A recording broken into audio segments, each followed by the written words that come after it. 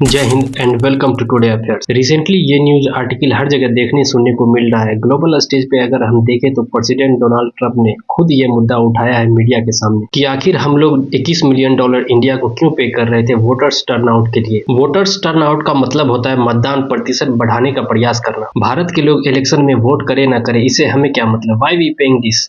आज के समय डोनाल्ड ट्रंप ने जो भी एक्स्ट्रा खर्च है उसको कम कर रहे हैं, इसलिए ऐसा कर रहे हैं। इनका कहना है कि भारत के पास तो काफी पैसा है। वोटर्स टर्नआउट के लिए हम लोग $21 मिलियन क्यों दे रहे थे। इनका क्वेश्चन यह है कि जो बाइडेन के टाइम में यूएस एड का ऐसा उपयोग क्यों किया जा रहा था, और जो $21 मिलियन का पैसा भारत में आना था यह डोनाल्ड ट्रंप ने कैंसिल कर दिया। मगर इन्होंने क्वेश्चन यहाँ पे रेज किया है कि किस हद तक इतना सारा पैसा बिना वजह फॉरेन कंट्रीज में भेजा जा रहा था।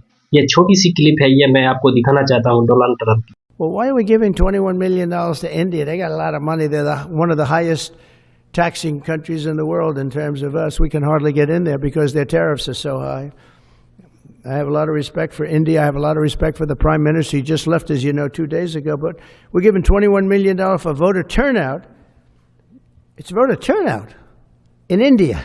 What about like voter turnout here? We've done that. Donald Trump भी आज के समय उतने ही सरप्राइज हैं जितने हमें भी पता नहीं कि यूएस गवर्नमेंट भारत में वोटर्स टर्नआउट बढ़ाने के लिए $21 मिलियन अभी खर्च होने वाली थी। इससे पहले भी अभी तो पुराना ऑडिट होना और भी बाकी है। हमें पता नहीं यूएस एड की आड़ में किस हद तक इंडिया के इलेक्शन में वोटिंग पैटर्न्स में यूएस का पैसा यूज किया जा रहा था। और आप नोट करना, डोनाल्ड ट्रंप ने कहा कि मैं भारत की इज्जत करता हूँ एज ए कंट्री, मैं इंडिया के प्राइम मिनिस्टर की भी इज्जत करता हूँ। मगर मैं यह सवाल तो पूछूंगा कि ये इतना पैसा as a new president of US मुझे खुद समझ नहीं आ रहा है कि हम इंडिया में क्यों भेज रहे थे। ट्रंप यहाँ पर नहीं रुके, वह नेपाल बांग्लादेश में जो मिलियंस ऑफ डॉलर जा रहे थे ट्रंप ने वह इशू भी रेज किया। नाउ ये जो कुछ सेकंड की क्लिप है इसको भी देखते हैं।